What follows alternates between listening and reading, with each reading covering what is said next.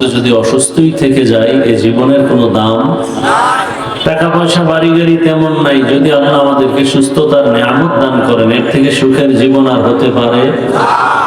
আল্লাহ আমাদেরকে এই সুস্থতাকে দায়েমান কবুল করেন। এখনো যারা অসুস্থ ঘরে বিছানায় হসপিটাল, আল্লাহ সকলকেই পূর্ণ সুস্থতার নিয়ামত দান করেন। হাজারো লাখো মানুষের ভেতর থেকে বাছাই করে পৃথিবীর শ্রেষ্ঠ মজলিস উলামায়ে আহলে হকের মজলিস, গুনাহ মাফের মজলিস, তওবা কবুলের মজলিস আল্লাহ আমাদেরকে কবুল করেছেন। আর একবার শুকর আদায় করি আলহামদুলিল্লাহ।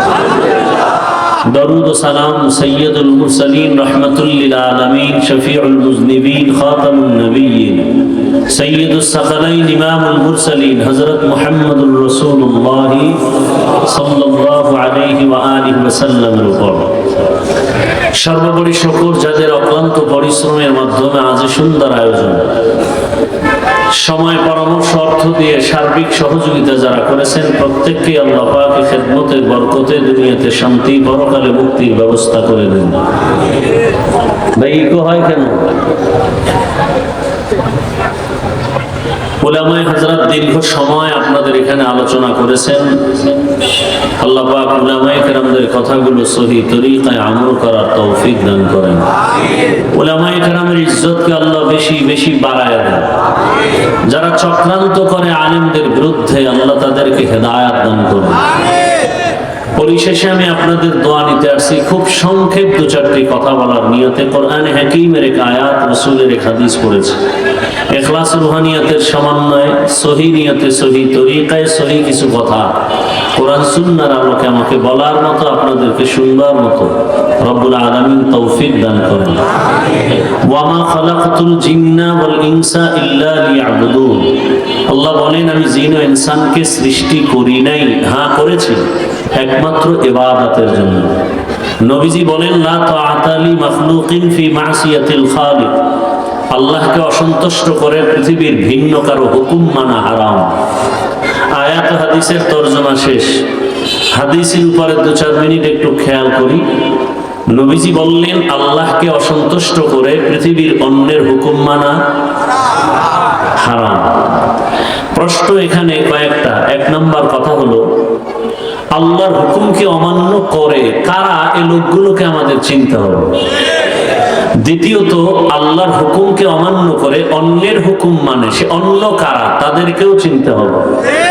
3 নম্বর কথা হলো আল্লাহকে অসন্তুষ্ট করা যাবে না, দুনিয়ার অন্যকে বেজার করা যাবে, আল্লাহকে অসন্তুষ্ট করা যাবে না কেন? এই 3 কথার জবাব দেওয়ার চেষ্টা করব। এরপরে সুযোগ থাকলে আয়াতের উপরে কিছু কথা বলবো ইনশাআল্লাহ। যেই মানুষগুলো আল্লাহর হুকুমকে অমান্য করে ইসলামের বিরুদ্ধাচরণ করে লাইনচ্যুত হয়ে যায়, এই মানুষগুলো এক কথায় জবাব দুনিয়া লোভী, স্বার্থপর। দুনিয়া লোভী, সেটা হুজুরও হতে পারে, হুজুর ছাড়াও।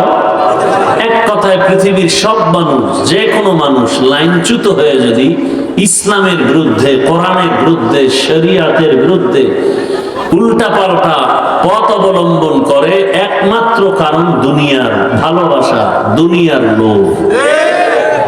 এ কারণে রাসূল ভিন্ন হাদিসে বলছেন ক্বালান নবী সাল্লাল্লাহু আলাইহি ওয়া আলিহি ওয়াসাল্লাম হুব্বুদ দুনিয়া রাসু কুল্লি খাতিআ। দুনিয়ার লোভ, ভালোবাসা সব ধ্বংসের কারণ। সব ধ্বংসের কারণ কি? দুনিয়ার লোভ। প্রত্যেকটা মানুষ দুনিয়ার লোভে পড়ে আখিরাত ভুলে যায়, এমনকি মানবতাটুকু ভুলে যায়। কিসের লোভে? আপনারা দেখেন আমার দেশে এখন আর ইন্ডিয়া আমেরিকা যেতে হবে না, সব উদাহরণ আমার সোনার বাংলায়। সন্তান মাকে মেরে ফেলে, আছে না নাই? কিসের লোভ? দুনিয়ার লোভ। এই লোভ 3 প্রকার। কত প্রকার? হুব্বে যা, হুব্বে মাল, হুব্বে নিসওয়ান। সম্মান বা ক্ষমতার চেয়ারের লোভ। কিসের লোভ? ক্ষমতার চেয়ারের লোভ। দ্বিতীয় লোভ হলো সম্পদের লোভ, টাকার লোভ। তৃতীয় হলো যৌবনের লোভ। দুনিয়ার প্রতিটি মানুষ যদি দেখেন লাইনচ্যুত হয়ে যাচ্ছে, 3 লোভের কোন এক লোভে আক্রান্ত হয়েছে। ইতিহাস কোরআনে যাদেরটা আছে তো বিরল। ফেরাউন, নমরুদ, হামান, কারুন, সাদ্দাত। ফেরাউন ধ্বংস হলো কেন? ক্ষমতার, চেয়ারের লোভ। কারুন ধ্বংস হলো কেন? টাকার লোভ। আমাদের দেশের তাসলিমা নাসরিন ধ্বংস হলো কেন? যৌবনের লোভ। কি এই তো শুধু এতটুকু না, এই মাঠের মধ্যে এই তিনটা লোভে আক্রান্ত ব্যক্তি এখানে আছে না না? যারা তসবিহ হাতে নিয়ে দোয়া ইউজ করতেছে, ভোটের আগের রাত্রে বিক্রি হয়ে যাবে। কিসের লোভ? টাকার লোভ। কয় টাকা পাবে? বাজারে আপনাদের বনশ্রী কোনো এক বাজারে গেলে একটা ভালো মানের মুরগি কিনলে 800 থেকে 1000 টাকা দাম। ভালো মানের একটা ছাগল কিনলে কত? 15 থেকে। একটা গরু কিনলে 1 লাখ প্লাস। কথা ঠিক না? আর আমার সোনার বাংলার আশরাফুল মখলুক